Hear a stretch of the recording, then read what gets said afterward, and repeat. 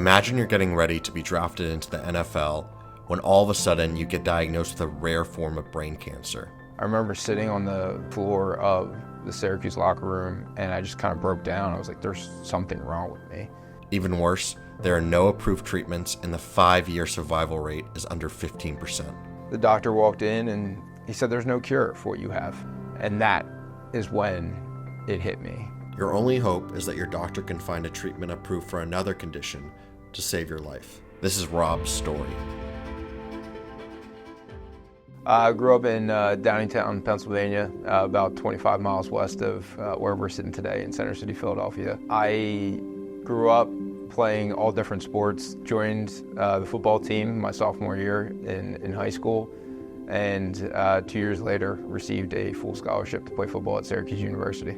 So I was one of, I think, 6 people in Syracuse football history that was 2-time team captain. Really going into my senior year, I had everything in front of me. All I had to do was just do the things that I had done the years prior, and I would be set up to find out what city I'd play in. Right before Rob's senior year began to start, he experienced the worst headache he's ever felt in his life. My first away game, and went to University of Washington. On that flight, when we landed, I got very sick. And it was the first time that I noticed any significant symptoms. And so I remember sitting on the floor of the Syracuse locker room and I just kind of broke down. I was like, there's something wrong with me. The following week, met with the team doctor on that Monday, and he said, hey, we're just gonna send you for an MRI, try to start ruling things out. After the first set of scans, the radiologist stops it. She walks out from behind the glass and she's white as a ghost. She says, everything's gonna be okay. I just need to run some more tests. So leave the radiologist and I go back to the team facility, and that evening I met with the team doctors. The entire training staff was in there, a handful of my coaches were in there, and that generally meant that you had some kind of season-ending injury. I sat down, they said you have a large growth in your brain and you need to see a specialist first thing in the morning. And at that time it didn't really dawn on me. I remember going the next morning to see the specialist, and I walked in and on the screen was my MRI, and this tumor took up the entire back right portion of my brain, and that is when it hit me. I think for the first time I realized what I was dealing with. It literally knocked me off my feet. This was not something that was going to go away. This was not something that was going to be a quick fix. The doctor walked in and said, you have a grade 3 anaplastic astrocytoma. So astrocytoma is a type of primary brain tumor. So this is a malignancy, a cancer of the brain that actually arises from early stem cells in the brain tissue. Given your symptoms, given the size of the tumor, given everything else, like, you have to have surgery, within the next week. I spent my 22nd birthday, December 13th, 2010, getting my head shaved, prepped for surgery. It was just me and my parents. The next day, I had brain surgery and underwent about a 6.5-hour brain surgery. They took out a tumor that was about the size of a tennis ball. The doctor walked in and he said, there's no cure for what you have. We're just gonna try and treat you with the best thing that we can come up with. And I remember when we got the diagnosis of a grade 3 anaplastic astrocytoma, they say, don't look it up. And I remember I kind of snuck away to the bathroom when I got home that day. And at that time, 2010, the 5-year survival rate was 15%. That just didn't seem like it lined up with everything that I understood about medicine. Go to the doctor, they give you medicine, and you get better. Since there were no approved treatments for Rob's type of cancer, his doctor prescribed temozolomide, a chemotherapy agent initially approved for glioblastoma. So after a brief kind of time to let my brain recover, I started a chemotherapy called temozolomide. Temodar is the brand name, temozolomide is the generic name of that drug. And this is a relatively old alkylating chemotherapy agent. So what that means is that this is a cytotoxic chemotherapy drug that actually works by what we call methylating. And in the tumor, when you get that methylation on the DNA, cell undergoes apoptosis and dies. In that time, I went from basically being ready to play in the NFL at 210 pounds to about 165 pounds was almost just completely, emaciated, and I think a large part of that was the fact that I was just so scared.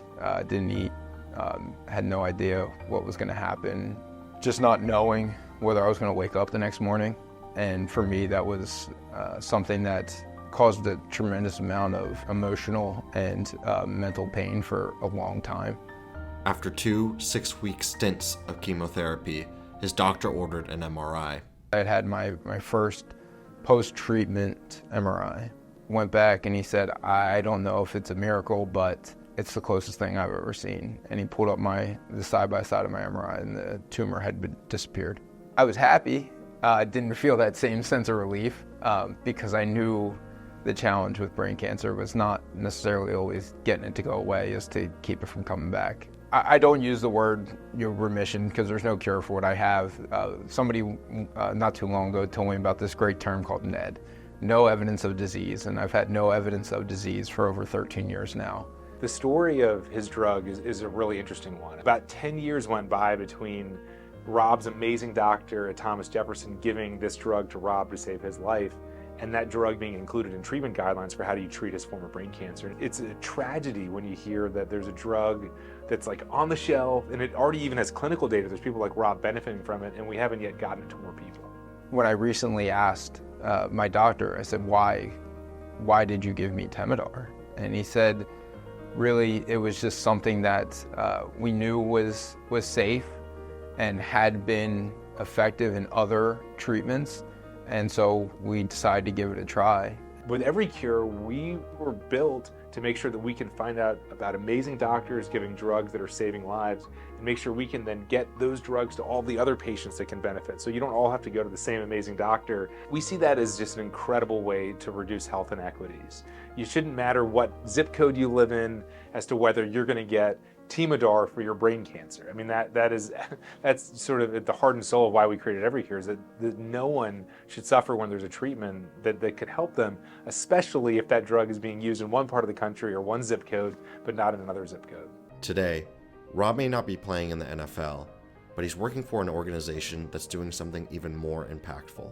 Uplifting Athletes is an organization whose mission is to harness the power of sport to build a community that invests in the lives of people impacted by rare diseases. A big piece of what we're trying to accomplish is inspiring the next generation of researchers in the rare disease community to pursue rare disease research. We lose so many incredibly talented researchers to more common illnesses and diseases because there's funding opportunities and career opportunities. And what we're trying to do is establish a path forward for people in the rare disease community. NFL would have been cool. I would not change anything that's happened to me in my life. I could not be happier with where I'm at, the path that I've traveled, the lessons that I've learned, the people that I've gotten to meet. I think I've been able to have more of an impact through the work that I've done at Uplifting Athletes than I would have ever been able to do through playing football. And for me, that's what I'm probably most proud of, is just being able to hopefully leave the world in a better place than when I found it.